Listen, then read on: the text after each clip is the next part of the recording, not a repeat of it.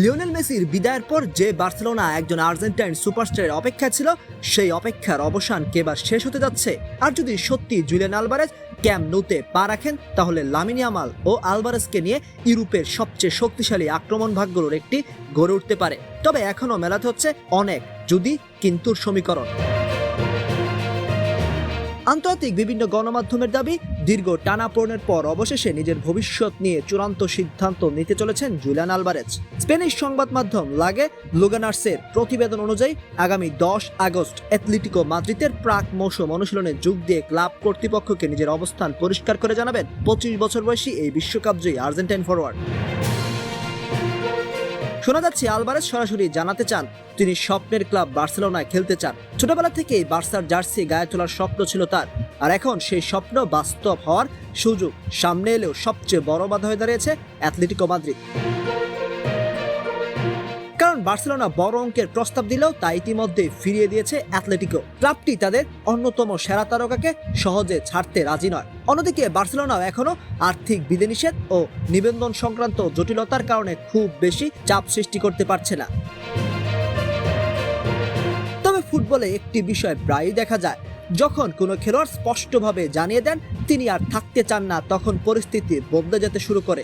আইনি দিক থেকে অ্যাটলেটিকো আলভারেজকে ধরে রাখতেই পারে, কিন্তু একজন অসন্তুষ্ট ফুটবলারকে জোর করে রেখে দেওয়াও ক্লাবের জন্য ঝুঁকির। সেখানেই সবচেয়ে গুরুত্বপূর্ণ হয়ে উঠেছে 10 আগস্ট। যদি সত্যি আলভারেজ সম্মান বজায় রেখে ক্লাবকে জানিয়ে দেন যে তিনি বার্সেলোনায় যেতে চান, তাহলে অ্যাটলেটিকোকে নতুন করে ভাবতে হতে পারে। আর যদি এই ট্রান্সফার শেষ পর্যন্ত সম্পূর্ণ হয়, তাহলে শুধু বার্সেলোনায় নয়, পুরো ইউরোপিয়ান ফুটবলের শক্তির ভারসাম্য বদলে যেতে পারে। একদিকে বিশ্বের সবচেয়ে প্রতিভাবান বিশ্বকাপজয়ী তরুণ উইঙ্গার লামিন ইয়ামাল, অন্যদিকে বিশ্বকাপজয়ী স্ট্রাইকার জুলিয়ান আলভারেজ। একজন উইং থেকে প্রতিপক্ষকে ছিন্ন ভিন্ন করবেন, অন্যজন বক্সের ভেতরে সুযোগ পেলেই গোল করবেন। এই জুটি যে কোনো রক্ষণভাগের জন্য মাথা ব্যথার কারণ হয়ে উঠতে পারে। এর সঙ্গে আছে আরেকটি আবেগের জায়গা। লিওনেল মেসির বিদায়ের পর বার্সেলোনায় আর কোনো আর্জেন্টাইন তারকা সেইভাবে দলের মুখ হয়ে উঠতে পারেননি। আলভারেজ এলে অনেক সমর্থকের কাছেই সেটা হবে নতুন এক অধ্যায় শুরু।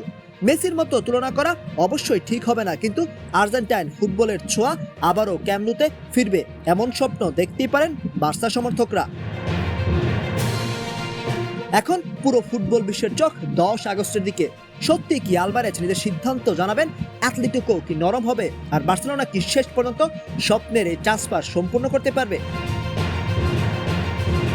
এই প্রশ্নগুলোর উত্তর মিলতে আরো বেশি অপেক্ষা করতে হবে না। তবে একটি বিষয় নিশ্চিত, যদি জুলিয়ান আলভারেজ ক্যাম্প ন্যুতে আসেন, তাহলে বার্সেলোনার নতুন যুগের সবচেয়ে বড় ঘোষণাগুলোর একটি হতে পারে সেটি।